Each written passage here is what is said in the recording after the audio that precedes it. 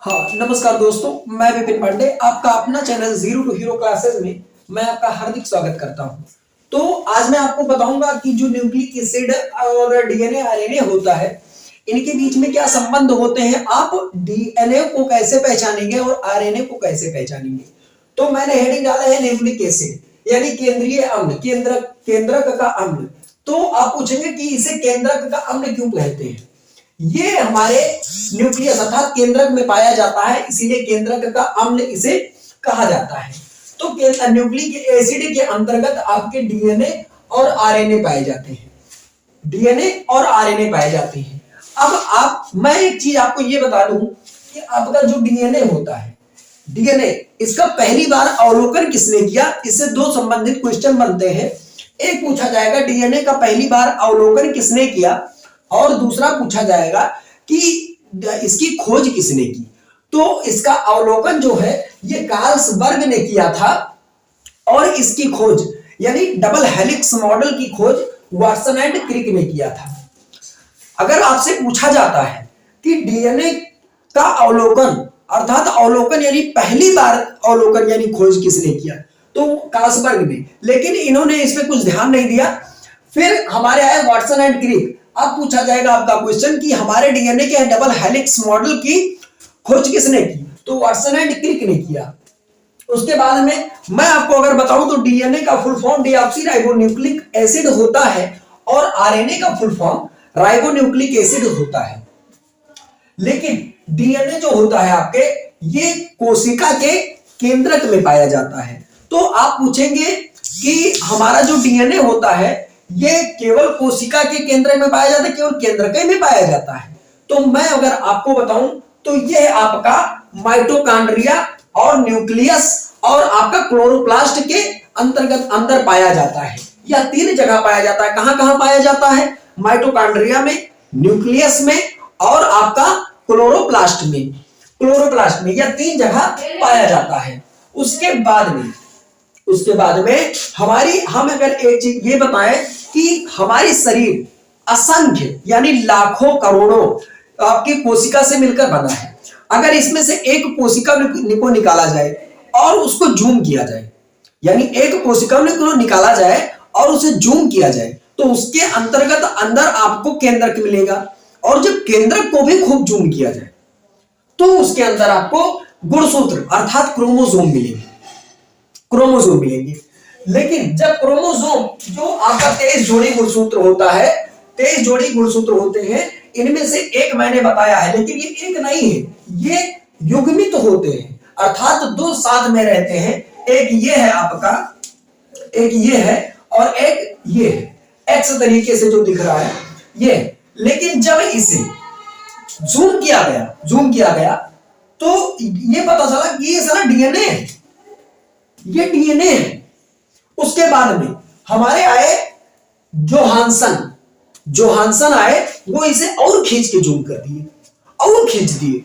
जब इसे और खींच दिए तो इसमें पता चला ये जो बीच में कटा सा भाग है ये हमारा साला जीन है, ये जीन है। अगर मैं आपको याद करने की एक तरीका बताऊं तो आपको तरीका ये याद करना है, क्योंकि जोहानसन जो हमारे थे उन्होंने हमारे इस गुणसूत्र अर्थात क्रोमोसोम को जूम किया था, इसीलिए हमें जीन का पता चला। और अगर आप याद करें इसे तो जैसे गांव की भाषा में कहा जाता है ना, किसी चीज को मापना, और कहा जाता है जैसे जोहना, जा तुम जोह दे उसे, या तुम 2-4 किलो जोह दो यानी नाप दो, यानी खोज कर दो। तो उसी प्रकार से हमारे गुणसूत्र को जोहा गया जोहानसन के द्वारा, गुणसूत्र को जोहा गया किसके द्वारा, जोहानसन के द्वारा। किसके द्वारा, जोहानसन के द्वारा। हाँ, हमारे गुणसूत्र को जोहा गया किसके द्वारा, जोहानसन के द्वारा। लेकिन मैं अगर आपको बताऊं और डीएनए और जीन, ये तो पूछेंगे आप कि डीएनए और जीन क्या होता है, तो डीएनए और जीन में कोई खास अंतर नहीं है। ये डीएनए जो आपका होता है यह आपका वंशानुगत अर्थात हेरिडिटी का काम करता है। जैसे आपके कोई ये डीएनए जो आपका है, डीएनए ये जीन के अंदर होता है, सॉरी जीन जो है डीएनए के अंतर्गत होता है। यानी कि बहुत से लोग कहते हैं तुम अपनी पापा की तरह दिखते हो, तुम अपनी पापा की तरह बोलते हो, तुम ऐसे चलते हो जैसे आपके पापा चलते थे, तुम ऐसे काम करते हो जैसे आपके पापा करते थे या मम्मी करती थी। यानी कि उनका जीन, उनके कहने का मतलब ये है कि उनका डीएनए आपके अंतर्गत है, आपके अंदर है, और उनका जीन आपके अंदर है। लेकिन ऐसा नहीं है, ऐसा कोई नहीं कहेंगे कि उनका बाप पहलवान था इसलिए उनका लड़का भी पहलवान होगा, उनके बाप बुद्धिमान थे, उनके पापा बुद्धिमान थे इसलिए उनका लड़का भी बुद्धिमान होगा, उनके पापा ये बिजनेस करते थे इसलिए उनका लड़का भी करेगा। वो चीज अलग है, वो चीज अलग है कि अगर कोई चारा नहीं तो बिजनेस तो करेगा, वो तो उसका पेशा है। लेकिन वो उनके जीन में नहीं है, वो उनके दिमाग में है।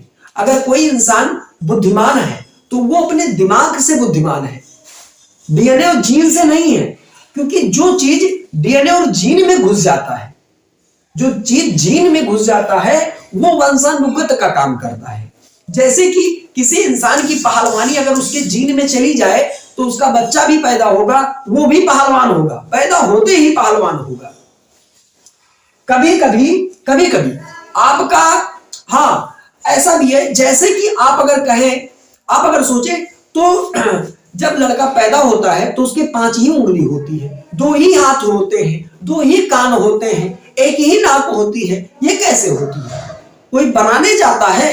कुछ नहीं, सब जीन के अंदर फीड होता है, डीएनए के अंदर आपके फीड होता है कि ऐसा ऐसा होगा। ये सारा काम डीएनए करता है, ये सारा काम डीएनए करता है। लेकिन कभी कभी ऐसा भी हो जाता है डीएनए की गलती की वजह से या कोई गलती की वजह से ऐसा हो जाता है कि किसी किसी लड़के के हाथों में 6 उंगली दिखाई देती है।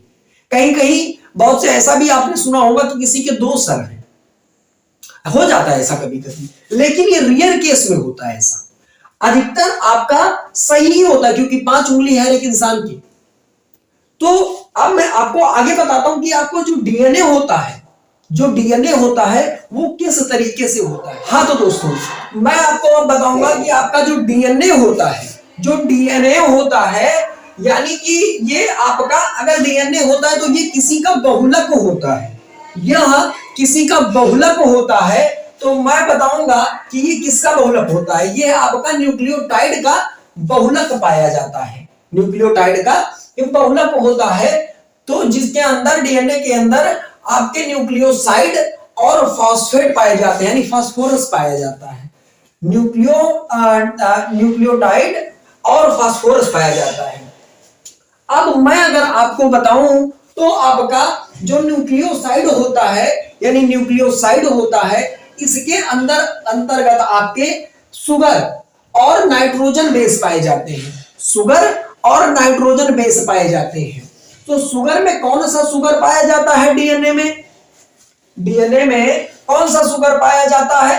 तो आपका जैसे आरएनए में राइबोज शुगर पाया जाता है तो डीएनए में डीऑक्सीराइबोज शुगर पाया जाता है।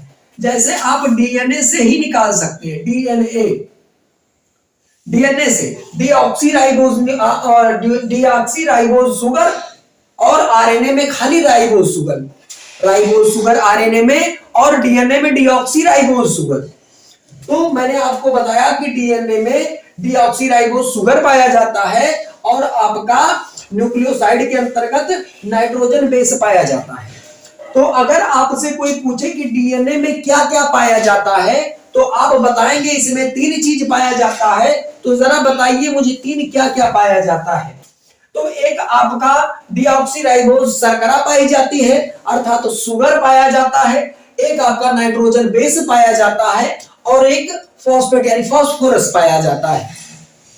तो आगे मैं अगर आपको बताऊं इतना तो आपका तैयार हो गया होगा, इतना आपका तैयार हो गया होगा। अगर मैं आपको आगे बताऊं तो आपका जो नाइट्रोजन बेस होता है, नाइट्रोजन बेस होता है मेरे प्यारे भाइयों, इसके अंदर आपका प्यूरिन होता है और पाइरेडिमिन होता है। प्यूरिन पाया जाता है और पाइरेडिमिन पाया जाता है सॉरी प्यूरिन पाया जाता है और पाइरेडिमिन पाया जाता है। प्यूरिन जो होता है ये पाइरेडिमिन से छोटा होता है, जो प्यूरिन होता है ये पाइरेडिमिन से छोटा होता है।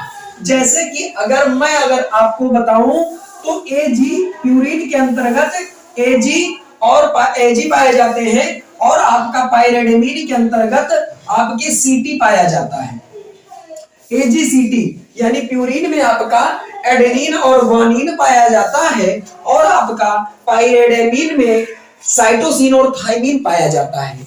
लेकिन आपका जो आरएनए होता है, आरएनए में एडेनिन और ग्वानिन और साइटोसिन पाया जाता है, लेकिन थाइमिन के जगह पे यूरेसिल पाया जाता है। यानी कि आप एक चीज समझ गए होंगे कि अगर मेरे पास डीएनए हो तो मैं उससे आरएनए बना सकता हूं, और मेरे पास अगर आरएनए हो तो उससे मैं डीएनए बना सकता हूं। हाँ, तो आप डीएनए से आरएनए कन्वर्ट कर सकते हैं और आरएनए से डीएनए में कन्वर्ट कर सकते हैं। हाँ, तो अगर आपको बताऊं तो आपका जो प्यूरिन होता है, प्यूरिन ये छोटा होता है जबकि पाइरिडामाइन बड़ा होता है।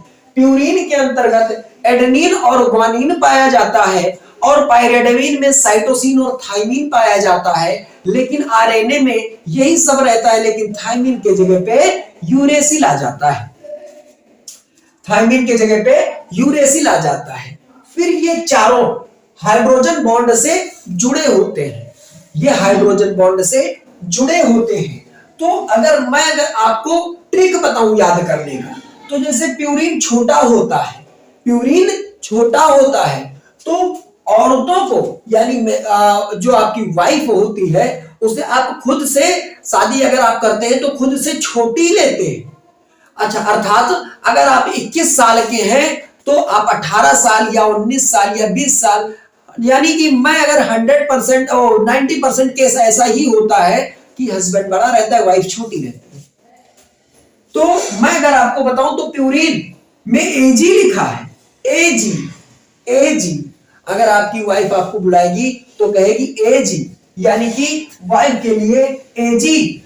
और पाइरिडामाइन यानी आप बड़े हो तो यानी कि Ct, आप Ct मार देंगे कि मुझे नहीं आना है, बुलाती है मगर नहीं। हाँ, तो प्यूरिन छोटा है, यानी वाइफ आपकी मान लीजिए इसमें Ag, वो पुकारेगी Ag, तो आप Ct मार देंगे मुझे नहीं आना। तो आपका Ag और Ct दो आपके प्यूरिन और पाइरिडामाइन में 4 पाए जाते हैं। 2 आपका प्यूरिन में पाया जाता है और 2 आपका पाइरिडामाइन में पाया जाता है। ये चारों हाइड्रोजन बॉन्ड से जुड़े होते हैं। अगर आपको बताऊं कि ये किस प्रकार हाइड्रोजन बॉन्ड से जुड़े होते हैं, तो इसके लिए भी मैंने एक छोटी सी ट्रिक बनाया है। देखिएगा, जैसे कि ये जो Ag और Ct है, तो Ag और Ct को आप हॉरिजेंटल लिख दीजिए। जैसे कि आप लिखते हैं A और G, ऐसे लिखिए, और C और T, Ag Ct, Ag Ct, ऐसे लिखिए। उसके बाद में आपको इन दोनों से क्रॉस कराना है। स्टार्टिंग आप इधर से करेंगे, आप इसे क्रॉस लगा दिए, अब इधर से इधर क्रॉस लगा दीजिए, क्रॉस लगा दिए। अब उसके बाद में आपका जो पहला क्रॉस लगा है, यानी A से T तक, एडेनिन से थाइमिन तक, आप एडेनिन और थाइमिन यानी पहले आप 2 और 3 में प्रायिकता किसको दोगे? 2 को ना, पहले 2 आएगा तभी ना 3 आएगा। तो आप एडेनिन और थाइमिन जो आपका होता है, एडेनिन और थाइमिन जो आपका होता है, ये आपके डबल बॉन्ड से जुड़े होते हैं। हाँ, एडेनिन और थाइमिन आपका डबल बॉन्ड से जुड़ा होता है। एडेनिन और थाइमिन आपका डबल बॉन्ड से जुड़ा होता है। उसके बाद में आपको 3 लगाना है, साइटोसिन और थाइमिन, साइटोसिन और थाइमिन। याद हो गया ना आपको? मैंने आपको बताया Ag और Ct को हॉरिजेंटल लिखना है, सॉरी वर्टिकल लिखना है। हॉरिजेंटल तो ऐसे हो गया, वर्टिकल लिखना है। आप Ag Ct वर्टिकल लिखिए। उसके बाद में आप क्रॉस कर दीजिए A से एडेनिन से थाइमिन, यानी इधर से आप जब क्रॉस करेंगे तो पहला आपका क्रॉस डबल बॉन्ड बनाएगा, सेकंड आपका क्रॉस ट्रिपल बॉन्ड बनाएगा। यानी कि मैंने आपको याद दिला दिया कि प्यूरिन के अंतर्गत प्यूरिन आपकी पायरिडमीन से छोटी होती है, इसमें H ही पाया जाता है, पायरिडमीन में CT पाया जाता है। यह आपका डीएनए हो गया। और जब आपका थाइमीन के जगह पे यूरेसिल हो जाता है तो आपका आरएनए हो जाता है। हाँ, उसके बाद में ये बॉन्ड से जुड़े होते हैं। उसके बाद आपका जो डीएनए का डबल हेलिक्स मॉडल आता है, इसमें एटी जीसी एटी जीसी ऐसे ऐसे पूरे में लगे होते हैं, पूरे में लगे होते हैं। ये जो आपका डबल हेलिक्स मॉडल का ये आता है, यह आपका न्यूक्लियोटाइड कहलाता है, न्यूक्लियोटाइड कहलाता है। और जो आपका ये मिलान बिंदु आता है, मिलान बिंदु, ये क्रोमैटिन कहलाता है। जैसे कि मैं अगर ये है, ये ऐसे आया डीएनए का डबल हेलिक्स मॉडल और यहां जुड़ा, यहां, और फिर ये आगे निकल गया ऐसे, तो यहां आपका क्रोमैटिन पाया जाता है, क्रोमैटिन पाया जाता है। तो इसके आगे मैं आपको समझाता हूं कि आपका जो आरएनए होता है। हाँ तो दोस्तों, अब मैं आपको बताऊंगा कि आरएनए जो आपका होता है, यानी आरएनए जो होता है राइबोन्यूक्लिक एसिड या राइबोन्यूक्लिक अम्ल, इसके अंदर आपका जो शुगर होता है, ये कौन सा शुगर होता है, मैंने पहले ही बता दिया आपको कि इसमें राइबोज शुगर पाया जाता है, इसमें आपका राइबोज शुगर पाया जाता है। और इसमें जो बेस होता है, ये थाइमीन के जगह पे यूरेसिल पाया जाता है, थाइमीन के जगह पे यूरेसिल पाया जाता है। इसकी रचना जो होती है, यानी संरचना होती है, वो एकल कुंडली होती है। और डीएनए की डबल कुंडली, यानी डबल हेलिक्स मॉडल, इस तरीके से डबल कुंडली तो होती है, लेकिन इसकी संरचना एकल कुंडली होती है। इसका जो कार्य होता है, इसका जो कार्य होता है, यानी आरएनए का जो कार्य होता है, प्रोटीन का संश्लेषण करना या प्रोटीन का निर्माण करना। संश्लेषण मतलब निर्माण करना या बनाना, प्रोटीन का संश्लेषण करना। तो आरएनए का शुगर राइबोज शुगर, बेस इसमें थाइमीन के जगह पे यूरेसिल, और रचना एकल कुंडलित, कार्य प्रोटीन संश्लेषण। मैंने बताया आपका शर्करा राइबोज शुगर, शर्करा आपकी राइबोज शुगर, और इसका इसमें बेस जो होता है वो थाइमीन के जगह पे यूरेसिल पाया जाता है। इसकी संरचना एकल कुंडलित तो होती है। इसका निर्माण जो रचना यानी निर्माण होता है, वो इसका कार्य जो होता है प्रोटीन का संश्लेषण करना या प्रोटीन का निर्माण करना। तो जो आपका आरएनए होता है, आरएनए के 3 प्रकार भी होते हैं, आरएनए के 3 प्रकार होते हैं। कौन कौन होते हैं देखिए जरा। आपका जो आरएनए होता है, इसमें एक एमआरएनए यानी कि मैसेंजर आरएनए, टीआरएनए यानी ट्रांसफर आरएनए, और आरआरएनए पाया जाता है। यानी इसमें एमआरएनए, टीआरएनए और आरआरएनए पाया जाता है। आपके परीक्षा में, आपके पेपर में पूछा जा सकता है कि ये जो आरएनए होता है कितने प्रकार का होता है, या इसका फुल फॉर्म पूछ लेगा, एमआरएनए का फुल फॉर्म क्या होता है, तो मैसेंजर आरएनए होता है। ऐसे आपसे क्वेश्चन पूछ सकता है। और एमआरएनए का कार्य होता है पहचान करना या आइडेंटिफिकेशन करना, पहचान करना एमआरएनए का कार्य होता है। और टीआरएनए का परिवहन करना कार्य होता है, और आरआरएनए का निर्माण करना कार्य होता है। यह निर्माण करता है आरआरएनए। उसके बाद में अगर मैं आपको बताऊं, मैं आपको अगर बताऊं तो आपका जो डीएनए होता है, मैंने पहले आपको बताया है कि डीएनए से आरएनए आप बना सकते हैं, यानी बस यही बदलना है, थाइमीन की जगह पे यूरेसिल लगाना है। डीएनए से आप आरएनए का निर्माण कर सकते हैं या बना सकते हैं, या कन्वर्सेशन कर सकते हैं या कन्वर्ज कर सकते हैं। यानी डीएनए से आरएनए बना सकते हैं और आरएनए से डीएनए बना सकते हैं। किस तरीके से बना सकते हैं ये बताते हैं। जो आपका डीएनए होता है, ये डीएनए आरएनए में जब कन्वर्ट होता है, यानी डीएनए को आरएनए में जब बनाया जाता है, तो ये ट्रांसक्रिप्शन कहलाता है। ये ट्रांसक्रिप्शन कहलाता है। या डीएनए जब आरएनए में कन्वर्ट किया जाता है तो यह ट्रांसक्रिप्शन कहलाता है। और जब आरएनए डीएनए में कन्वर्ट होता है, जब आरएनए डीएनए में कन्वर्ट होता है तो यह रिवर्स ट्रांसक्रिप्शन कहलाता है। यह रिवर्स ट्रांसक्रिप्शन कहलाता है।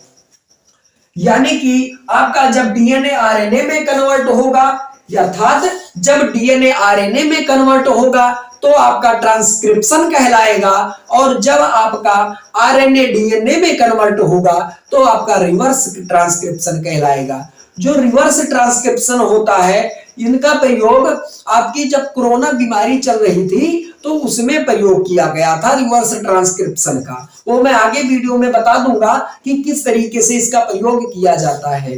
तो और आपका जब आरएनए जब कन्वर्ट किया जाता है प्रोटीन में, तब वह ट्रांसलेशन कहलाता है।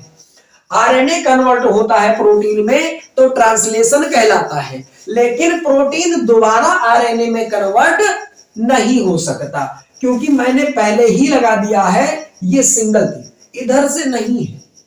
अर्थात मैंने बताया है आपको कि जब डीएनए आपका आरएनए में कन्वर्ट होगा तो उसे ट्रांसक्रिप्शन कहेंगे, और जब आपका आरएनए डीएनए में कन्वर्ट होगा तो उसे रिवर्स ट्रांसक्रिप्शन कहेंगे। और जब आपका आरएनए प्रोटीन में कन्वर्ट होगा, जब आपका आरएनए प्रोटीन में कन्वर्ट हो जाएगा या किया जाएगा तो उसे कहा जाता है ट्रांसलेशन। अर्थात मैंने बता दिया है कि किस तरीके से डीएनए आरएनए में कन्वर्ट होता है और आरएनए प्रोटीन में कन्वर्ट होता है। अगर डीएनए को आरएनए में कन्वर्ट करना है तो थाइमिन के जगह पे यूरेसिल लगा दीजिए, डीएनए आरएनए में कन्वर्ट हो जाएगा।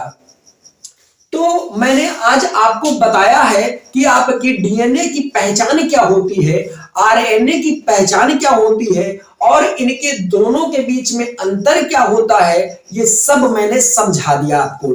अब मैं आपको अगले टॉपिक में मिलूंगा। अगला आपका फेवरेट टॉपिक लेकर आता हूं जो आपके इंपॉर्टेंट है, लेकिन इस वीडियो को आप इतना शेयर कर दीजिए कि हर एक बच्चे तक ये वीडियो पहुंच जाए। मैं आपसे मिलूंगा अगले वीडियो में, तब तक के लिए धन्यवाद।